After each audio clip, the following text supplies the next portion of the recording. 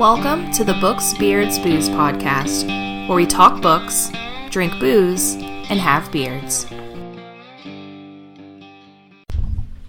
All right. As always, I am Bob Tells my Bob. God, I just fuck up all the time. I'm the Ask the Podcast, Derek. I'm creative consultant who's not fucking up anything yet, Tanya. Woo! All right, so this is our monthly short reads episode. If you haven't yet, you need to go read these stories. They're real good. They're real good. So stop what you're doing, go to our website, booksbeardsbooze.com, and go to the short reads tab and look under February, and you will see the links to these two stories to read. They are completely free, cost you nothing but your time to go read and hopefully enjoy. But, so, as a reminder, these stories are Seasons of Glass and Iron by Amal El-Mohtar and A Sheltered Woman by Yi-Yun Lee.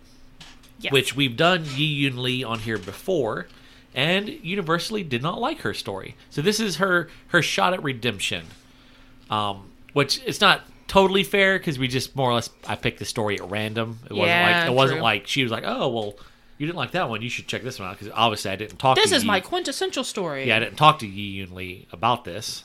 She didn't. Bob, get better. She didn't take time out of her day to message me about it, I guess. So, shocker, being the probably 23rd most popular podcast covering the topic specifically of books, beards, and booze in the state of Alabama, doesn't quite catch the eye of a lot of New York authors. Hey, let's not sell ourselves short. We have had some people retweet us.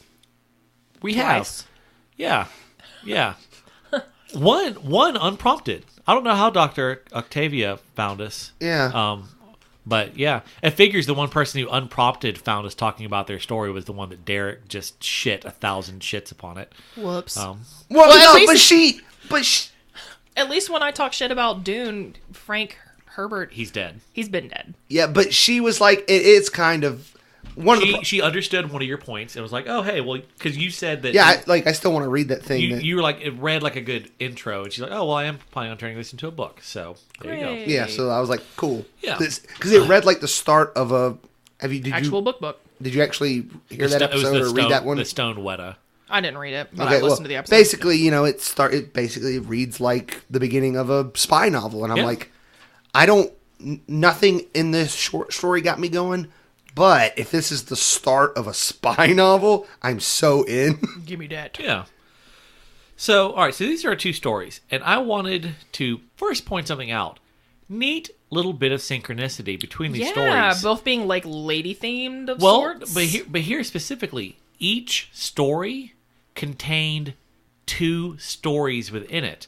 Like, so in the Seasons of Glass and Iron, Tabitha and Amira both stop own and independent stories, tell their backstory. Mm-hmm. And then in A Sheltered Woman, the Chanel and Paul, Ma and Paul, yeah. Chanel the mother and Paul the electrician, they both like tell a story from their past. I think it's Chanel. Chanel. Yeah. So I just thought that was kind of a neat little bit of synchronicity. Like, okay, so you get... Oh, yeah. Cheers, Derek. You get two little bits of... Yeah. You get two bonus stories with your story. Yeah. I thought that was neat. So let's talk a little bit about Seasons of Glass and Iron first, because that was my least favorite of the two. Really? Yeah. I definitely preferred that to A Sheltered Woman. I There- wish that I had read Sheltered Do Woman we want first. me to answer, or do we want to hold off until we start No, the wait, next just one? which was your favorite of the two stories? Neither? Was that what that face says? Did you not like either story? No, I actually liked them both. Okay. Okay. But you don't really have a strong favorite? Oh, no, I between- do. Oh. This is kind of fun watching you both be like, I don't know which one it is. Okay. I don't Because know. no one ever knows with me. I figured that you would like A Sheltered Woman more. I did. See, Yeah, because A Sheltered Woman has more depth to it, I think. I thought that the Glass and Iron story was such... The prose was so good. It was. Like, I enjoyed reading it. It was so pretty, like the way Yeah. it was written and everything. And the I shelter. will, that I will, was- I will agree. The prose on it was better, and that's I liked it because of that. But the story just didn't grab me as much. I don't know why. I can't put my finger on why it just didn't. I can relate in or whatever. Glass and Iron got me more than Sheltered Woman got me, because ain't nobody got no fucking babies. What was Tabitha the one with the shoes? Yeah, and Amira's the one on Tabitha's story interested me. Amira's story did not. Which one's Amira? The one Amira's on the one on the glass throne. So here's my thing, and I apologize. I read this 3 Yeah. weeks ago or something Yeah. like that, Yeah, so yeah, I'm yeah. a little iffy on Names and well, whatnot, yeah. well, normally that's kind of something I pride myself on, is remembering these things. But Yeah, Well, that it's a happens. short story, so it's not quite like you've read it yeah, 100 times like you would in a novel. But so the strengths I felt of the first Glass and Iron. Yeah, Seasons of Glass seasons and of Iron. Glass and Iron, I found it real interesting from a concept standpoint. I had a Just real weren't real like big on the execution. well, no, even the prose was real nice. Yeah, It had a very fairy tale-y feel, yeah. but Which it, I really like which fairy is tales. I Yeah, really normally thought go you were all in. gonna well I don't know. yeah, I don't know. But it felt very surfacey to me. I think that might be a little bit of my like. So my problem with like Tabitha's story, to me, felt like it had some depth to it, but Amira's didn't have an equivalent amount of depth. To me, it felt like to me, like I can see like different people are going to take different things from different stories, but like to me, it's just like I don't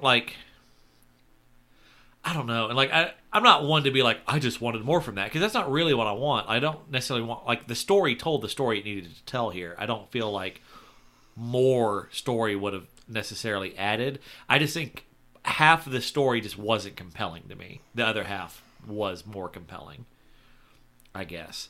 Okay. But I found like the concepts of like the magic was interesting. It was very Grimm's fairy tale. yeah, and which is I've never delved into that at all. Oh, it's And you know- this is very Grimm's. Yeah, and you know how I am, like I There's expect, there's a lot of references in there to other Grimm's fairy tales if you know them. I don't. That's the thing. But you know, like I want a lot. Most of the time, I want rules to my magic.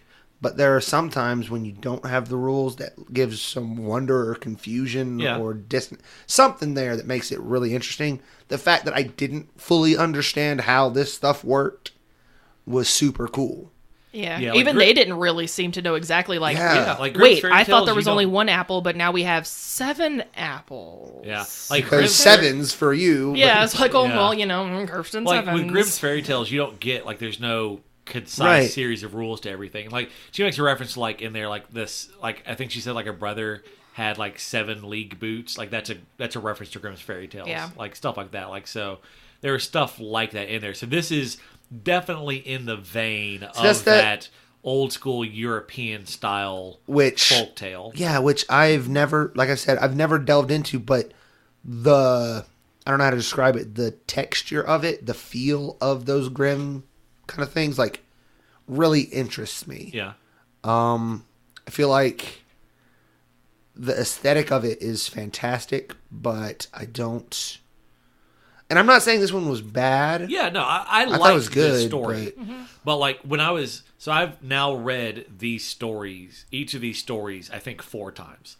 Because I read them first, and then I reread them like a week later, and then I read them right before we were going to record this, and then I yeah. read them today. Yeah. Well, actually, I've read A Sheltered Woman 4 times, but I've only read the other one 3 times, because I just didn't want to read it again. You know, but like the Sheltered Woman, I was like, okay, yeah, because every time I've read it, I've picked up on something else. There's some complexity to it. Yeah, and like so the Seasons of Glass and Iron, every time the 3 times I read it, I picked up a little bit that I didn't pick up the first time, but it wasn't like It was stuff that I missed, but not stuff that added to my understanding. See, that's kind of what I meant when I said surfacey. Like, there's no, and I don't want to make it seem like it's all superficial. I just mean that everything that it's saying is said. Yeah.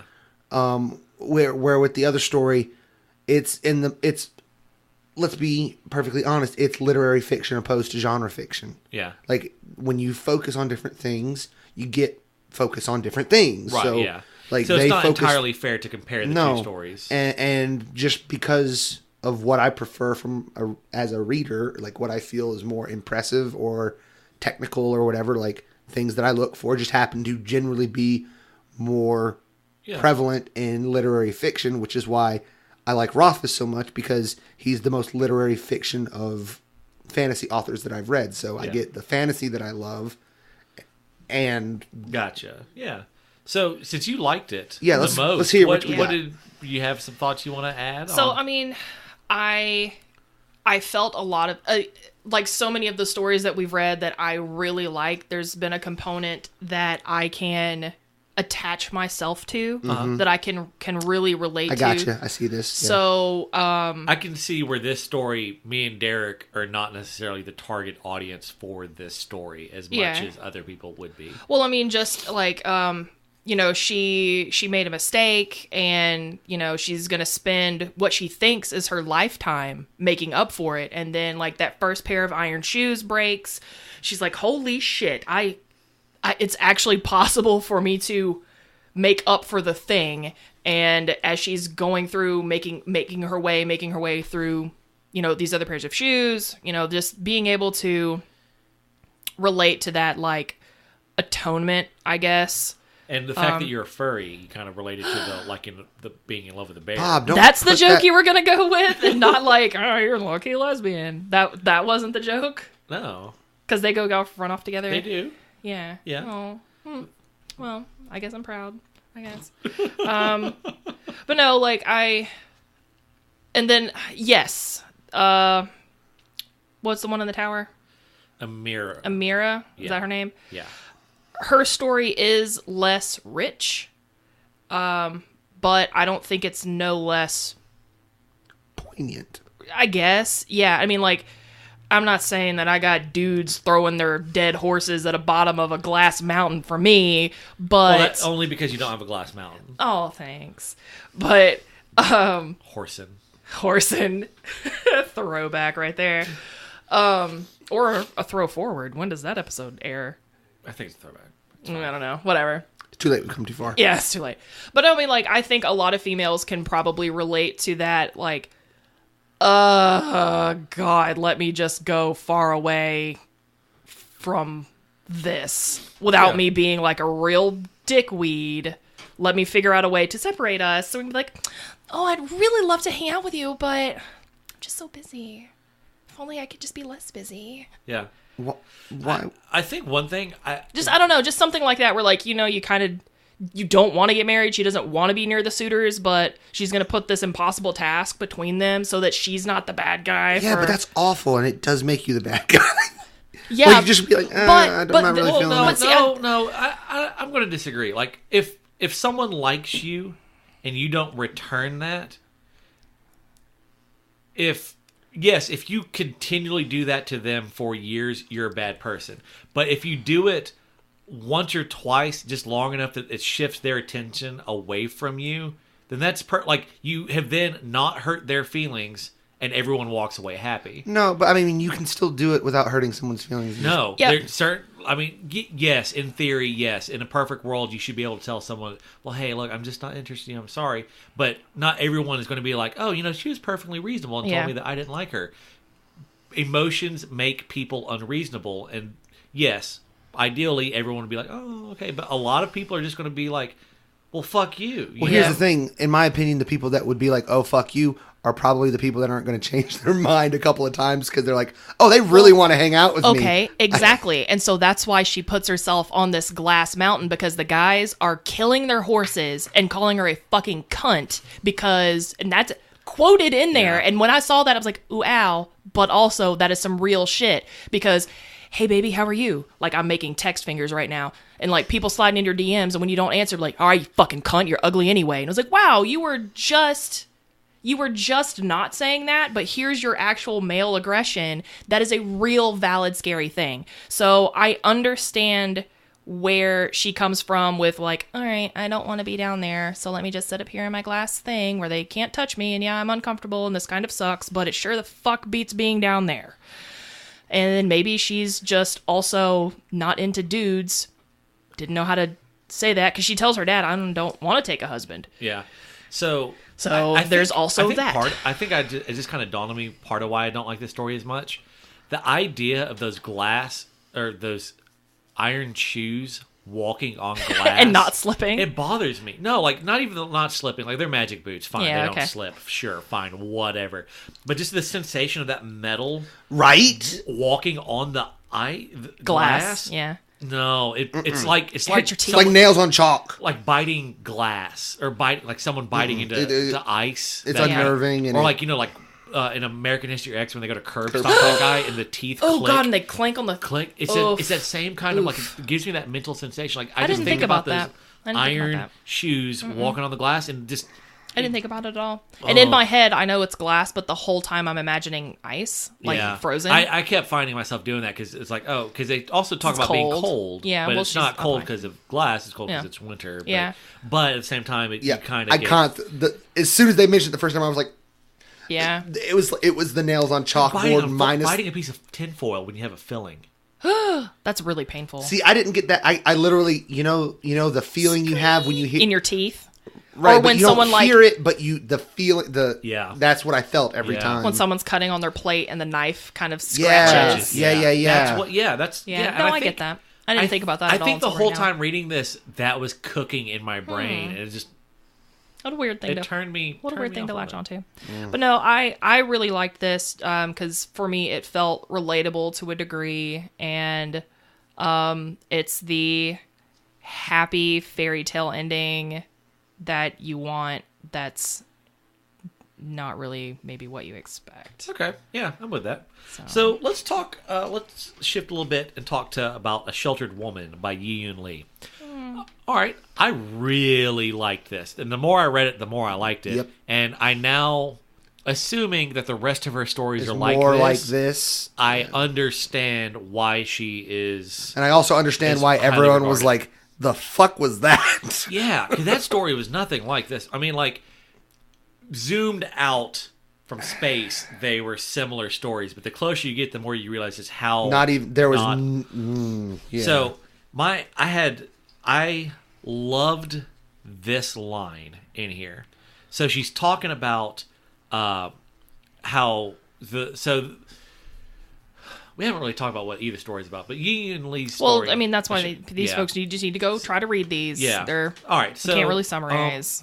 Auntie May, the main character from A Sheltered Woman, she's talking about how she low-key wished that her husband would die. Not that he would die, but that he would just not be in her life anymore, and then he dies. Yeah. And then later on, Chanel says something to that effect, too. Mm-hmm.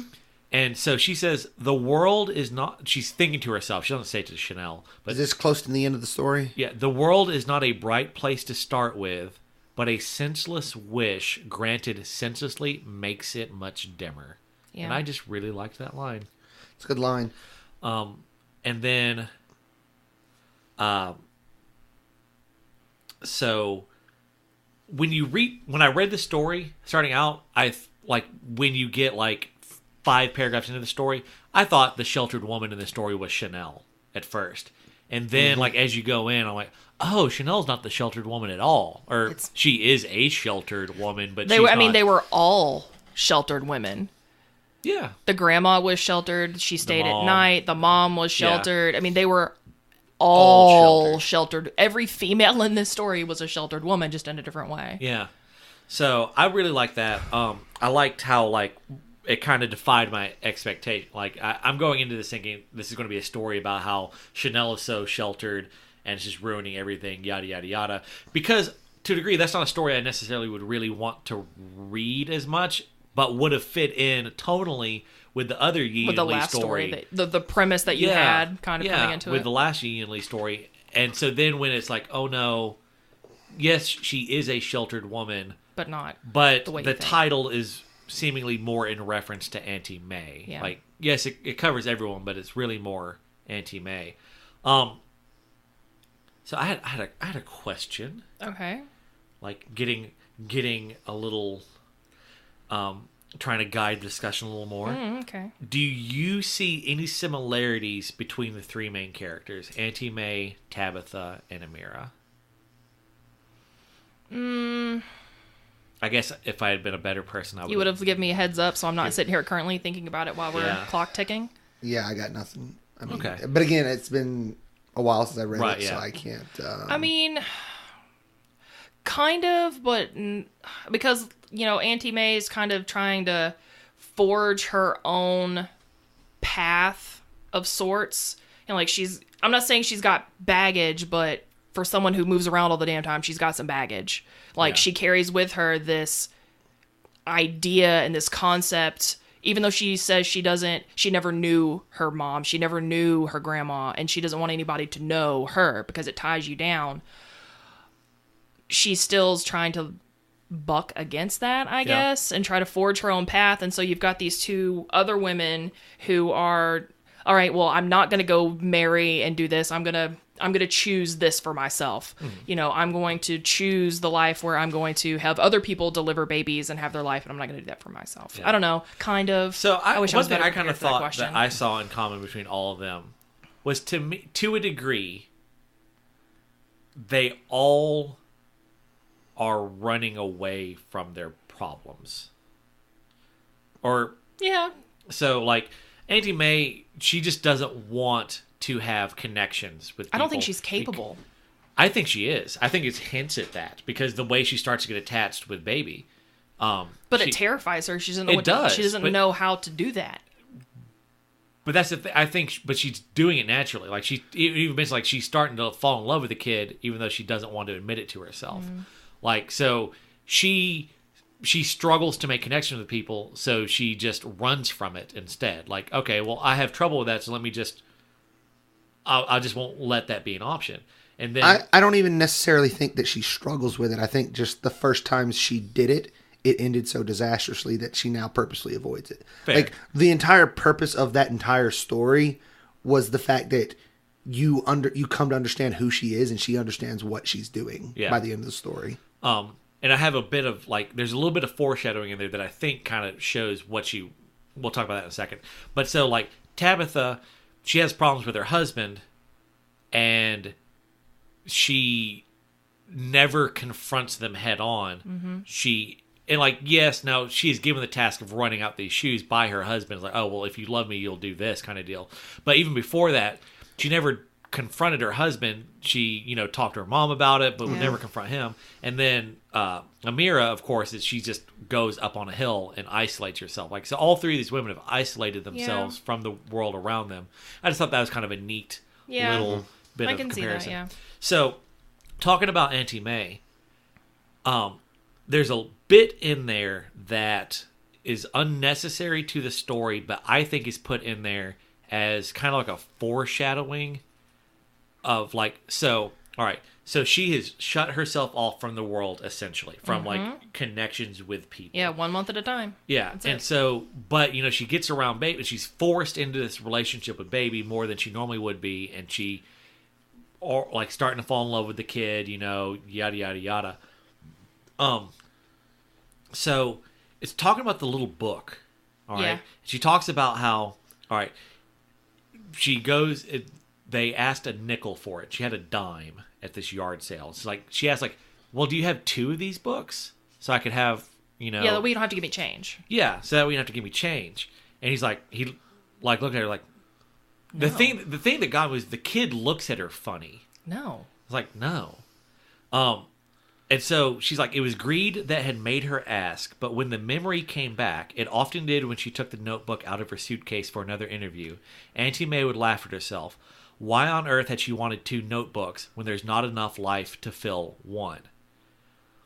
I think that's supposed to represent that there's another life out there that she could have chosen and she secretly wants but can't even openly admit it to herself, kind of deal. Like that second notebook is representative of the life where, because if you make connections with people, yeah, there's definitely more life than enough to fill a notebook. Like I've filled many notebooks over my life, you know. Yeah, I so get like that. I think that's I thought that was neat. Like it kind of I mean, I definitely didn't dislike A Sheltered Woman. No, on first read, you were there when I finished it. I just kind of looked over. I was like, I don't like this. yeah. I liked it better the second go round, but I don't know. Yeah, no, that's fair.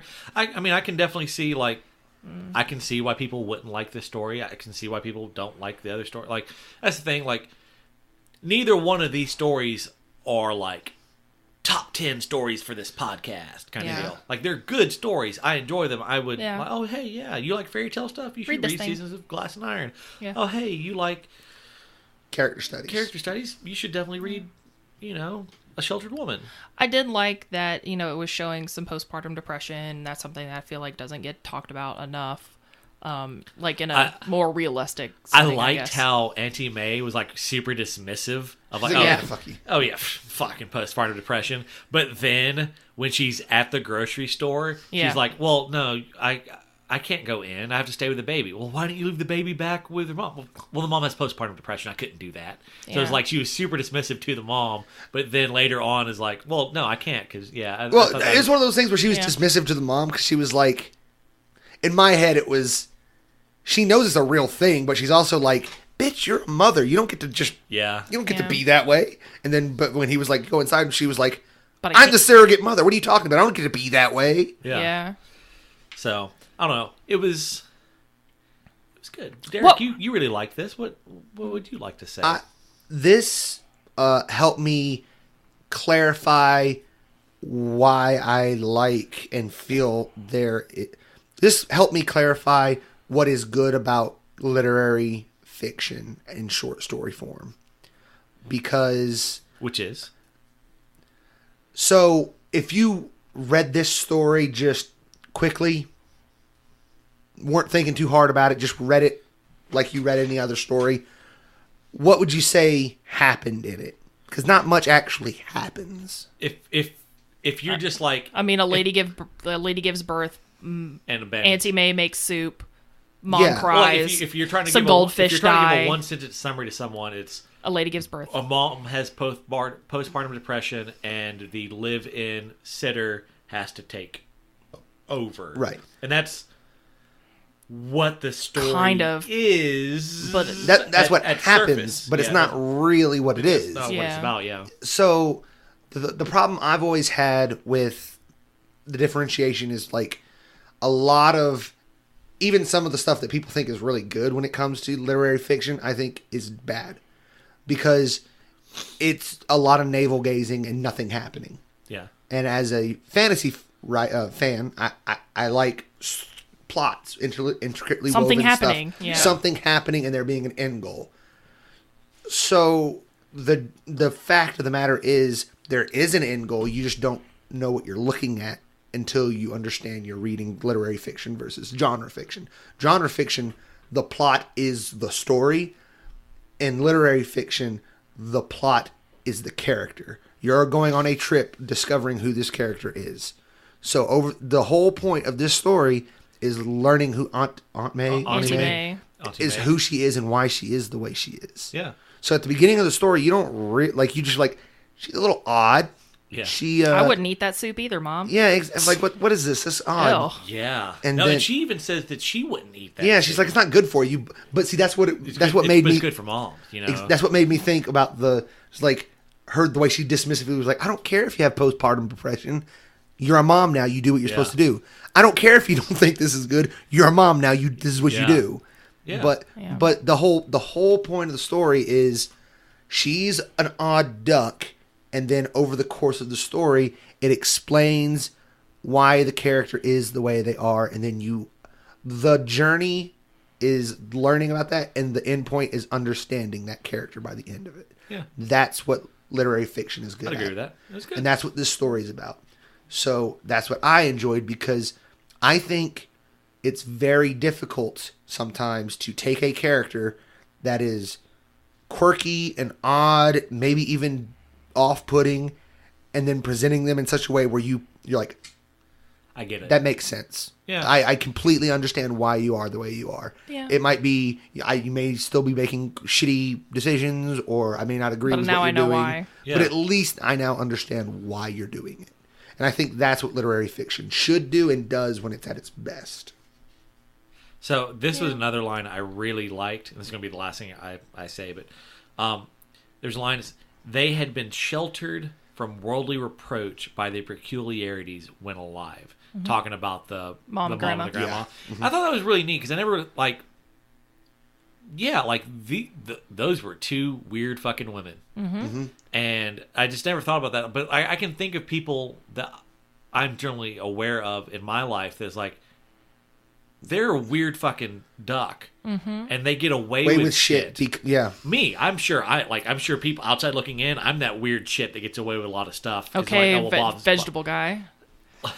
You get away with that. Hey, I got her to admit that berries were fruit earlier. So, and she was like, "Well, he you're thinks not all he thinks wrong." it's profound. I'm like, well, no, I never argued that berries weren't fruits. She's like, "Well, you're not all wrong." I'm not. Can we not? Yeah. But yeah, so it's like, as being one of the people that's probably that line is applicable to. Oh, neat. No, I'm it gonna makes go kill someone makes now. makes what? now. What? Huh? What?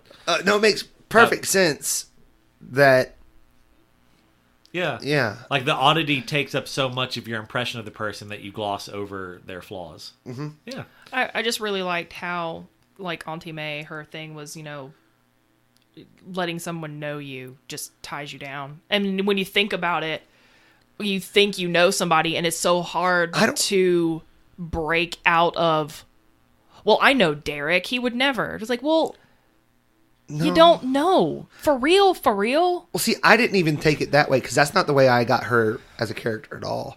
Like, I didn't take it as her not trying to be tied down. She doesn't want anybody to know her. Yeah, but that's not why she doesn't want people to know her. She doesn't want anybody to know her because she doesn't think she's worth knowing. She doesn't want to leave people. She's not a legend in her own time like her mom and grandmother were. Like she talks about, like, she went to America to get away from that because she knew if she stayed there, she was automatically going to be connected to these legendary stories and so if coming to America, Because then people would think they know her. Well, no, and but they she gets a don't. blank slate though, Yeah. and then she can move through life unnoticed. And unknown. Yeah, Yeah, but here's the thing. I'm not saying that you're wrong. Yeah. I'm just saying thinking I that's liked part that. of it. I was just saying I but liked I that. also Yeah, I'm see- agreeing with both of you. Because my thing is like it made it pretty obvious that she realized at the end that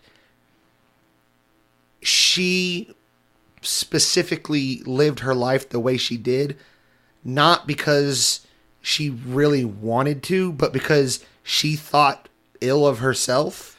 Because and like she talks did- about like Paul, like when Paul's like, she's like, I could tell him a bunch of stories as to why he wouldn't want to date me, you know. But the whole point was like she had, let's see, 3 very important people in her life: her mom or grandma, and husband, and at certain points she wished they hadn't been around. But then when they died, they were made a permanent part of her, and she didn't think she was worth becoming a permanent part of anybody else. So that's why she avoided letting anybody know her, because she didn't think it was worth it. Yeah. And that's kind of shown how she talks about like they never put the kid in her room because she's like there's no point in putting a kid Right. they're not. Don't let him get close to me. I'm leaving. I don't want this kid to remember me. Mm-hmm. You know, like Yeah. let's keep some distance so the kid doesn't remember me. So yeah, Yiyun Lee, good job. I think I want to read another one. By her? Yeah. Okay, so Tanya's going to next month. We're doing a couple of Lovecraft stories that I picked. I got to pick something for Tanya's April. going to pick a couple stories. For May. For May, because April we're doing Poetry Month. We're going to do some poems. We're gonna snap up here If you for would poetry. like to pick the 2 stories after that, you can pick a Yiyun Lee for that, or something. I might, but if I get to pick those, then I'm going in. Okay. That's fine. Yeah. So probably June, you'll get to pick a couple stories. But yeah, I liked both of these. I just Yeah. preferred Seasons of Glass and Iron just because the story was better for me. Because I don't have kids, I Weirdly- can't relate to the kid weirdly, thing. if you had like before reading these stories, If you I would have thought that was the one I thought liked more. hardcore that I was going to like Seasons of Glass and Iron more. Yeah. I'm surprised at how much I liked A Sheltered Woman more than. Yeah, I mean, they're of Glass neither and Iron. one of them are terrible stories. There's more relatable content. Yeah, and that's fair. Which is weird to say. The Seasons of fantasy Glass and Iron. story had more relatable content than the just a neat thing to say. Yeah. Well, and it's odd for me because like A Sheltered Woman had all these like mommy issues, and that should have been like right up my fucking alley. But no, not the right No. type. Yeah, not the right type. Yeah. Yeah. So, all right. As the coming week envelops you like a mountainous pile of teddy bears that have collapsed upon you, I hope that the blessing of the beard will be upon you. Thanks for listening to this episode of Books, Beards, Booze. Our co-hosts are Bob, Derek, and Tanya. Our producer is Bob. For more information, visit our website, booksbeardsbooze.com. Follow our social media at Tales by Bob. If you enjoyed this podcast, please rate, subscribe, and share. Okay, bye.